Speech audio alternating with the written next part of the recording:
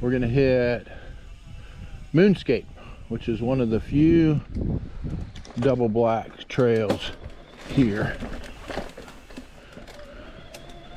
This one's been around quite a long time.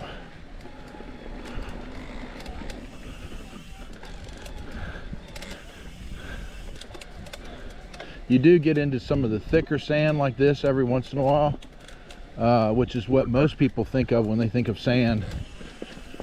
It's a little bit harder to control your bike. You have to make micro adjustments fore aft, but it's actually pretty few and far between sections that happens. Most of it is packed in pretty tight so that it's more like dirt, which makes it a lot more fun. I don't think I'd be too wild about this place if it had a whole bunch of that other stuff. I'm not sure if I can even make this climb.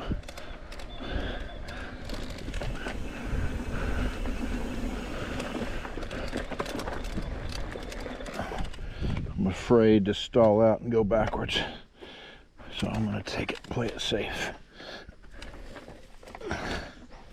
I have made it though, for the record, even on an old muscle bike, because I know that e-bikes don't count for tech climbs. All right, this first drop here, you can drop it or roll it. It's a really nice drop.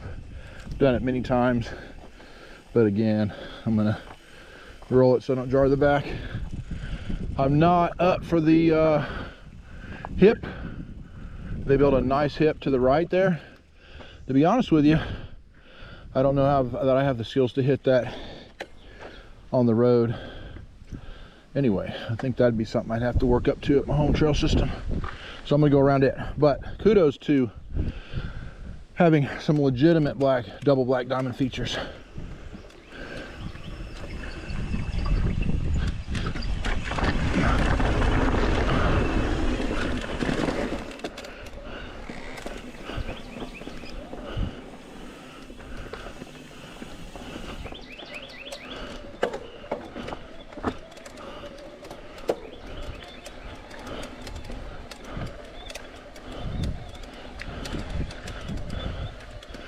And they have these do it again where you can just circle right back and do that same feature again if you want. It's kind of cool.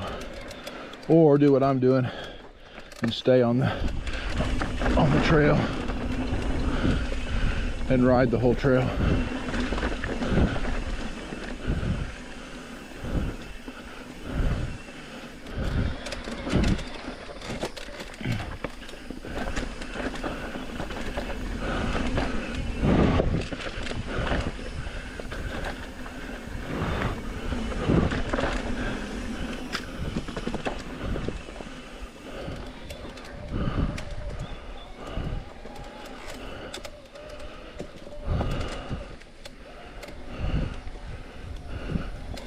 It's actually a kind of nice morning, kind of breezy. In the shade with the breeze, it's not too bad.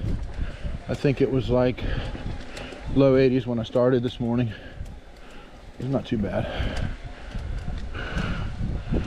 Breeze really makes it nice.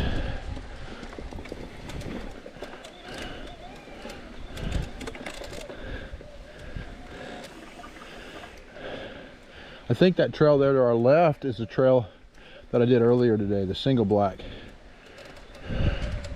Forget the name of it, sorry.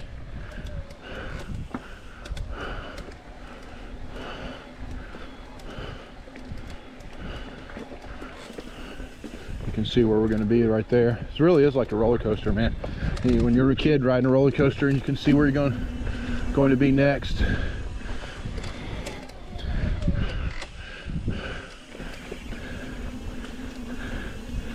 I think this is a little bit harder line there. Oh, maybe not.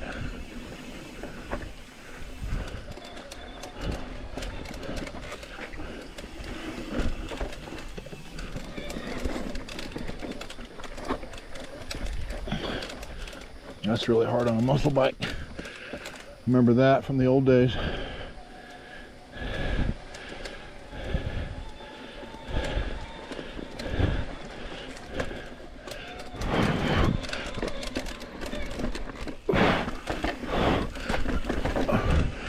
And I used to do this inside line through there last trip I was here, but I'm not going to take a risk on it today. It's kind of tricky. There's the old Gravitron. I believe the first time I came, that was open and I was riding it some. Totally different trail system back then.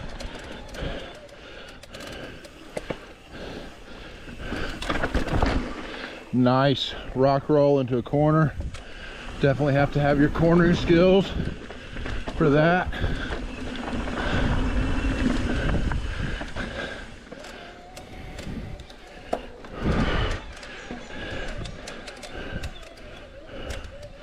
It's pretty cool how the soil got really dark there.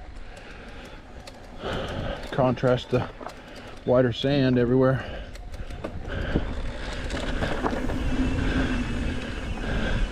I don't know what's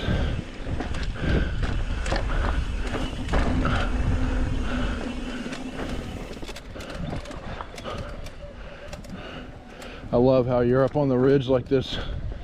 You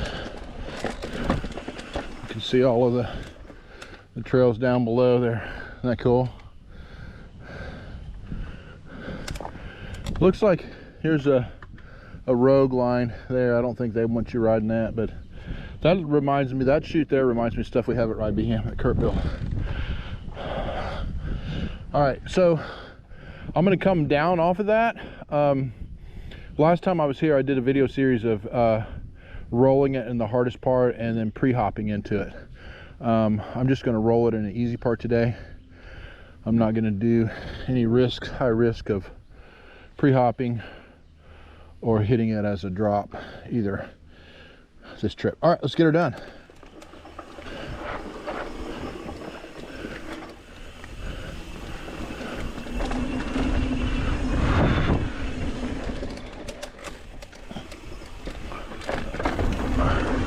As you can see, it's pretty cool. Super scenic. It's one of those examples of, it's a very easy drop, but if you do what you're supposed to do in most drops, and that is hit it as fast as you can, then you can easily overshoot it and land a flat, which is be pretty darn bad, like falling out of a second story or third story window. But that's a perfect example of using a racer drop, which is what I teach at my launches course at Ride Behan. So that's the perfect place to do a racer drop for speed. But to be honest with you, I'm not good enough at a racer drop to just come in town and hit that like with a racer drop. I'd have to live here and practice and practice and practice. It took me quite a long time before I was even able to do the box drop at Oak Mountain, racer drop form, racer drop. And now I do it all the time, racer drop or pop drop, whichever I feel. But it's totally different technique. If you've taken my classes, you know and the last thing you want to do is borrow a little bit from one and a little bit from the other and do it halfway right, each of them halfway right and halfway wrong. Oh, there's a big double there. That's cool. Or you could manual it from the first roller to the second. That's awesome.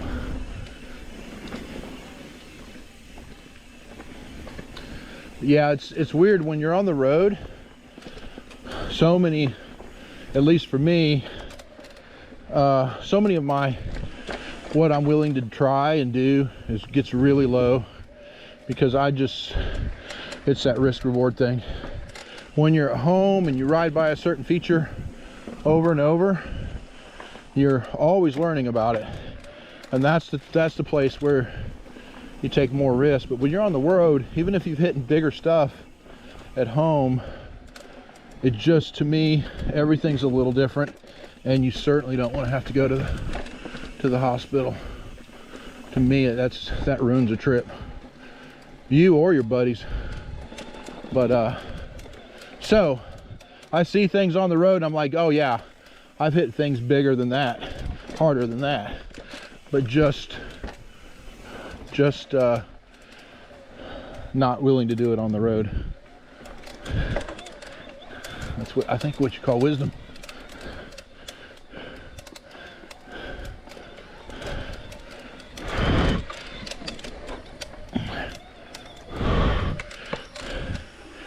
And this is made to be a step up. I'm gonna roll it, but it's a nice step up, big step up, actually.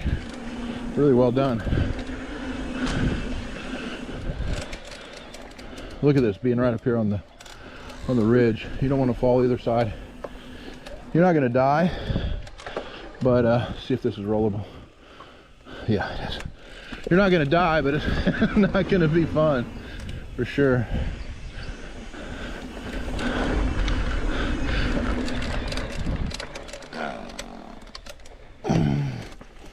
Well,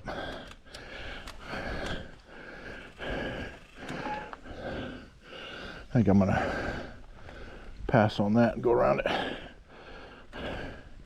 It's really better to drop that than it is to roll it. That one's tricky because you gotta have enough speed to around the corner and have enough speed to where your rear wheel doesn't hang up on it. Yeah, this place, man, this place is a great place to really refine your drops. You know, it's a good place for jumping, refining more difficult drops, not beginner drops, but more difficult drops, and cornering. Those are the things I'd say it's the best to apply your skills. Every riding location has its pros, and those things are what this place is really good for. Ride Beeham, I'd stay steep chutes. This place doesn't have very many steep chutes like Ride Beeham, and jumps. Probably even more jumps in here, more variety. And Oak Mountain, of course, Oak Mountain has everything, but I'd say the thing that sets it apart that you can't really get any other place or very few places in the Southeast or even in the Midwest, and that is the big boulders on Boulder Ridge. That's so unique. Like, you're not going to find a big old rock face like Squamish or North Shore. As a matter of fact, I don't know anywhere that I've ever found one that is as good as those, except for going to actual Squamish or Whistler. Sedona and Moab have them for sure, and they're bigger there. But I would say that a lot of them, if you miss them, if you mess it up, you're gonna die. Whereas on Boulder Ridge, if you mess it up, you're just gonna get hurt, you're not gonna die. So I'd say that's a big difference. All right, so that's their double black, one of their double blacks, and it was pretty long, relatively speaking, to a lot of the other trails we've done.